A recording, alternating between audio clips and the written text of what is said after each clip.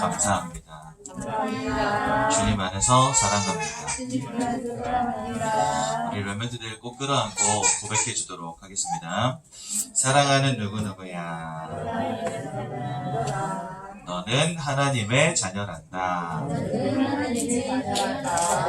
사단의 권세를 이기신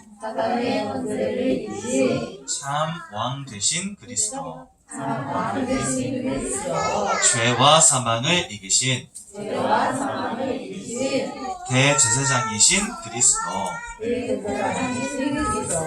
하나님 만나는 길이 되신 참 선지자이신 그리스도가 지금 내 안에 함께 하신단다. 그리스도의 언약이 깊이 각인되며 하나님의 소원이 발견되어 전도자로 끝까지 쓰임받는 귀한 렘넌트 되렴. 반드시 그래야 하실 줄로 믿습니다. 고린도전서 10장 1절에서 13절 말씀 보겠습니다.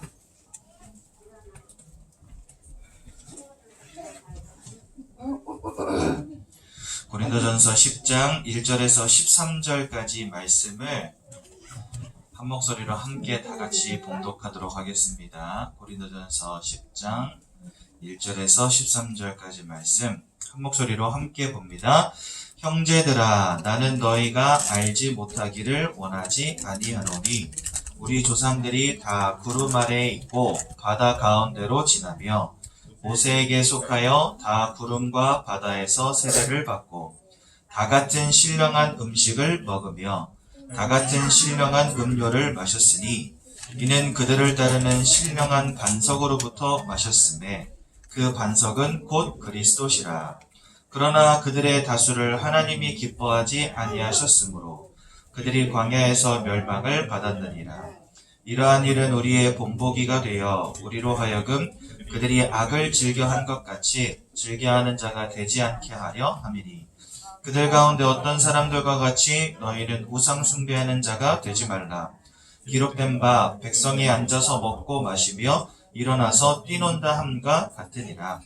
그들 중에 어떤 사람들이 음행하다가 하루에 23,000명이 죽었나니 우리는 그들과 같이 음행하지 말자.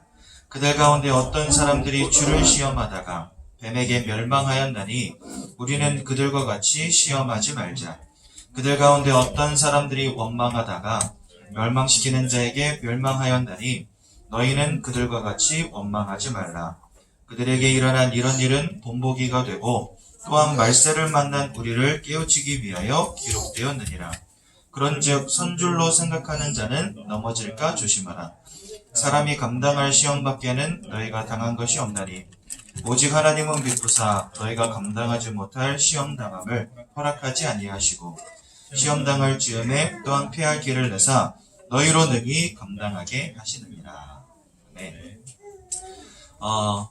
우리 모든 태영아 부모님들 하나님께 끝까지 쓰임받는 부모 되시기 바라고 끝까지 믿음 잃지 않고 견디는 응답 보이시기 바랍니다. 오늘 읽은 성경 본문은 바울이 고린도 교회를 향해서 쓴 편지입니다. 아마도 고린도 교회가 많이 우상숭배도 하고 음행하는 자들도 있었던 것 같고 불신앙하며 또 두려움에 떨던 자들도 있었던 것 같습니다.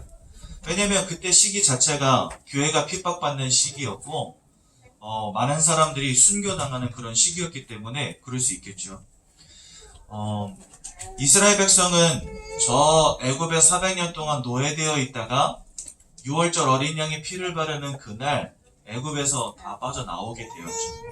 하나님의 놀라운 구원의 역사를 체험하고도 홍해가 갈라지는 것을 보고 만나와 메추라기로 먹이시는 것도 보고 마라의 쓴물 대신에 저 반석에서 나오는 신령한 물을 마시기도 하고 굉장히 많은 응답을 받았음에도 불구하고 이들 또한 뭐 했냐? 우상숭배하고 음행하고 불신앙하다가 결국은 광야에서 다 멸망당했습니다. 바울은 지금 그걸 보라는 거예요. 어떻게 이스라엘 백성들이 멸망당했는지를 보라는 것입니다. 그러면서 끝까지 견디는 자의 축복을 누리라는 것입니다. 그래서 이 자리에 계신 우리 모든 태영아 부모님들 끝까지 믿음 잃지 마시고 견디시기 바랍니다. 여기서 말하는 견디라 이 말은요, 여러분들 구원에서 탈락할 수 있으니까 그 구원 잃어버리지 않도록 조심해라, 그런 말은 아닙니다. 왜냐면은요, 예수를 그리스도로 믿는 그 순간에 여러분들은 이미 구원 받았어요. 그런데 그 구원은 취소되지 않아요. 즉 여러분들은 한 번 받은 구원은 절대 취소되지 않습니다. 그래서 예수를 통해서 우리가 받은 구원은 예수가 완전하기 때문에 그분이 주시는 구원도 완전해요. 나의 노력과 나의 열심으로 구원받은 게 아니기 때문에 나의 연약함이 구원을 취소할 수 없어요. 그래서 여러분, 하나님이 한 번 주신 구원은 영원한 구원임을 기억하시기 바랍니다. 그런데 빌립보서 2장 12절에 이런 말씀이 있어요. 너희의 구원을 이루라 라는 말이 있어요. 그렇다면 이 말은 뭘까요? 천국 갈 수 있도록 열심을 내라는 말이겠습니까? 아닙니다. 그 말은요, 분명히 우리는 구원 받았지만 이게 빌립보서 2장 12절에 나오는 말씀이거든요. 우리는 이미 구원을 받았지만 여전히 사단과 죄의 권세와 실체는 실존하고 있다는 사실, 이거 기억하셔야 돼요. 사단은요, 여러분들로부터 구원을 빼앗아갈 수 없습니다. 그래서 구원 대신에 뭘 빼앗아가냐? 그러면 너는 오늘부터 천국 가는 그 날까지 아무런 응답받지 말고 살아, 이걸 원해요. 예배를 빼앗아가고 말씀을 빼앗아가고 기도를 빼앗아가고 대신에 죄악의 권세에 사로잡혀가게 만들어버립니다. 그래서 바울이 뭐라고 고백하죠? 오호라 나는 공고한 자로다 하지 않습니까? 그 전도자 바울이 내 속에 또 다른 법이 나를 사로잡아가는도다 이렇게 말하죠. 그게 뭡니까? 바로 사단이 그 마음과 생각을 통해 역사한다는 말이에요. 죄악의 권세로 자꾸만 죄악에 빠지게 사람들을 유혹하고 미혹하고 넘어뜨린다는 거예요. 즉 우리는 이미 구원받았지만 천국에 이르는 그 날까지 사단과 영적 싸움이 남아있다는 것입니다. 즉 우리의 구원을 이루라는 그 말은요, 사단과의 영적 싸움에서 승리하는 자가 되라는 말씀인 것입니다.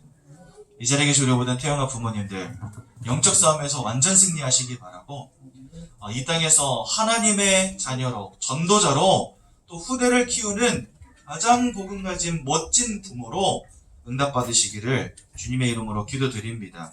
그래서 결국은 하나님의 소원인 세계복음화를 이루어 가는 데까지 우리가 끝까지 견디며 쓰임 받아야 되는 것입니다. 그런데요, 여기에는 큰 걸림돌이 있습니다. 어떤 걸림돌입니까? 여러분 혹시 깨진 유리창의 법칙이라는 거 아십니까? 어떤 범죄 심리학자가 한 가지 재미있는 실험을 한 거예요. 어떤 실험을 했냐면 똑같은 차 두 대를 갖다 놓은 겁니다. 숲속에다가. 도심에서 별로 멀지 않은 숲속에다가 똑같은 차 두 대를 갖다 놓고 한 대는 유리창을 깨놓은 거예요. 한 대는 그냥 놔두고. 일주일 뒤에 가보니까 유리창이 깨어진 차는 모든 사람들이 다 달려들어가지고 부품을 다 가져가고 완전히 폐차가 돼버렸어요.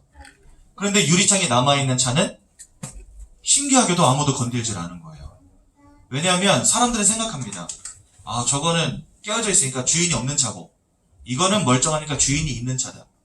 주인이 있는 차는 건들면 큰일 나니까 주인 없는 차만 막 박살을 낸 겁니다. 또 건물도 마찬가지. 유리창이 깨어진 아무도 쓰지 않는 폐 건물이 하나 있고, 또 이쪽은 유리창이 있지만 아무도 쓰지 않지만 유리창이 멀쩡히 남아있는 건물이. 3개월에 가보니까 이쪽은 노숙자 들어와서만 마약하고 똥 싸고 오줌 싸고 난리가 난 거예요. 근데 이쪽 건물은 희한하죠. 사람이 아무도 안 사는데도 불구하고 멀쩡하게 남아있는 거예요. 이 깨진 유리창은 어떤 특징을 가지고 있냐? 그 깨어짐이 빨리 복구되지 않으면 그 자리는 무조건 폐허가 돼요. 여러분, 우리가 옛 체질 바꾸지 않잖아요? 여러분들의 영혼은 폐허가 됩니다.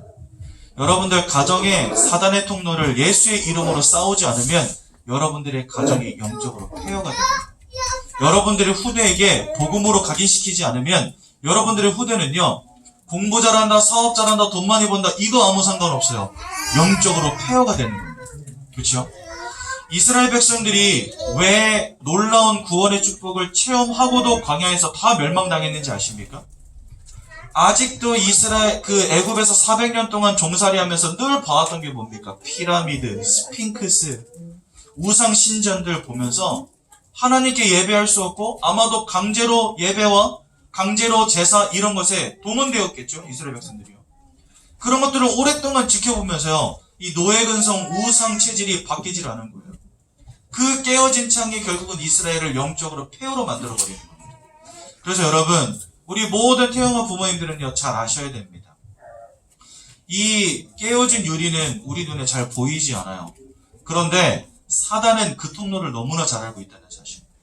여러분들의 연약함과 여러분들의 약점을 누가 가장 잘 아는지 아십니까? 사단이 가장 잘 압니다.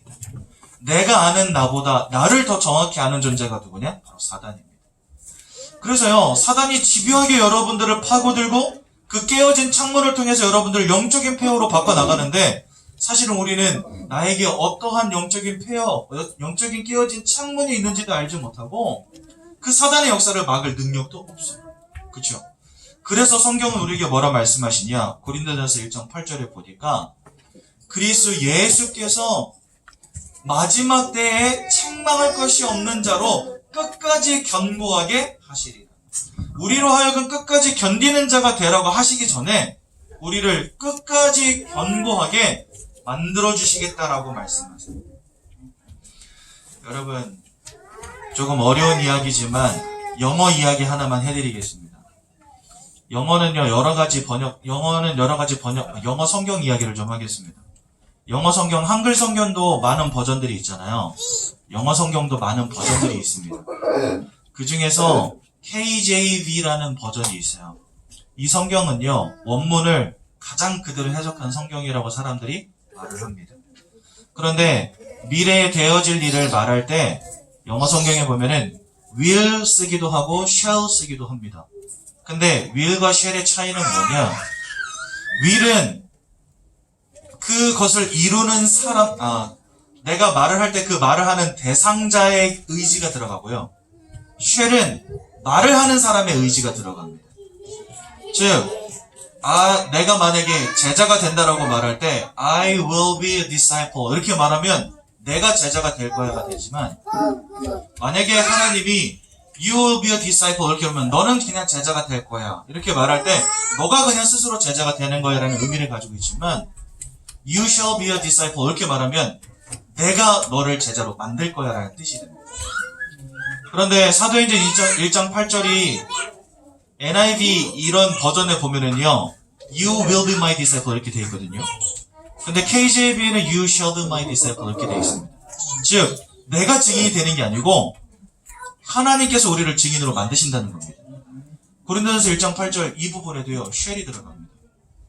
내가 견고해지는 게 아니고 하나님이 견고하게 만드신다는 겁니다. 무슨 말인지 이해가 되시죠? 나의 예체질, 사단의 통로, 이 모든 것들이 아직도 잔재로 남아있고 사단은 실존하기 때문에 그것을 통해서 여러분들을 자꾸 속입니다. 그래서 가정을 교회로 만들지 못하도록 후대에게 언약 전달하기를 그치도록 후대에게 세계복음화의 꿈을 꾸는 것을 그치도록 자꾸만 속이는 겁니다. 그래서 여러분들에게 남아있는 예체질, 불신앙 두고 정말 기도하시면서 영적 싸움 싸워 나가셔야 됩니다. 우리는 복음이면 다 된다라는 이 말씀 속에서요 나도 모르게 방종할 때 많거든요.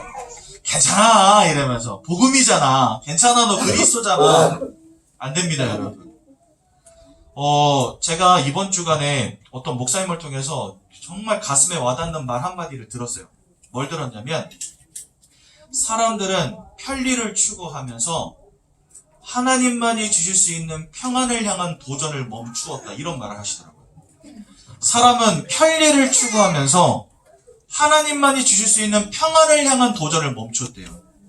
여러분 결국 우리가 예수 그리스도로 충만해질 때 나와 우리 가정과 후대에게 하나님만 주실 수 있는 평안함이 임합니다. 그렇죠? 그런데 아무도 영적인 거룩함에 도전하지 않는다는 거예요. 왜? 복음이면 되니까. 나는 복음이니까 너도 복음이니까 우린 복음이니까 아무도 도전하지 않는다는 거예요. 예배도 도전하지 않고 기도도 도전하지 않고 성도의 거룩한 삶에도 도전하지 않는다는 거예요. 그것은 틀린 것입니다. 그리스도 예수를 통해 구원받은 우리는 그리스도의 날까지 구원을 이루는 자들이 되어야 됩니다. 영적으로 싸워나가지 않으면 안 됩니다. 왜요? 사단은 결국 여러분들을 무너뜨리려고 호신탐탐 노리고 있으니까. 한 가지만 더 그 목사님 통해서 들은 이야기 해드릴게요. 이 목사님이 어떤 중직자 분의 요청에 따라서 그 중직자 분의 아드님에게 복음 전하려고 넥센이라고 하는 대기업, 게임 대기업 아시죠? 거길 찾아간 겁니다. 찾아갔는데 이 아드님이 대기업에서 일하니까 돈 얼마나 많이 벌겠어요? 또 요즘 게임 사업 장난 아니잖아요? 그러니까 돈을 엄청 벌어들이고 있고 직급도 굉장히 높았던 거예요. 복음을 전하는데 이 사람이요, 복음을 전하는 목사님을 향해서 슬슬 비웃더랍니다. 그래서 이 목사님이 너무 화가 난 거예요. 그래가지고 뭐 얘는 더 이상 말해봤자 소용없겠다 이런 생각이 들어서 마지막으로 질문 하나 마치고 내가 끝내겠다 이러고서 질문했다는 거예요. 뭐라고 질문했냐?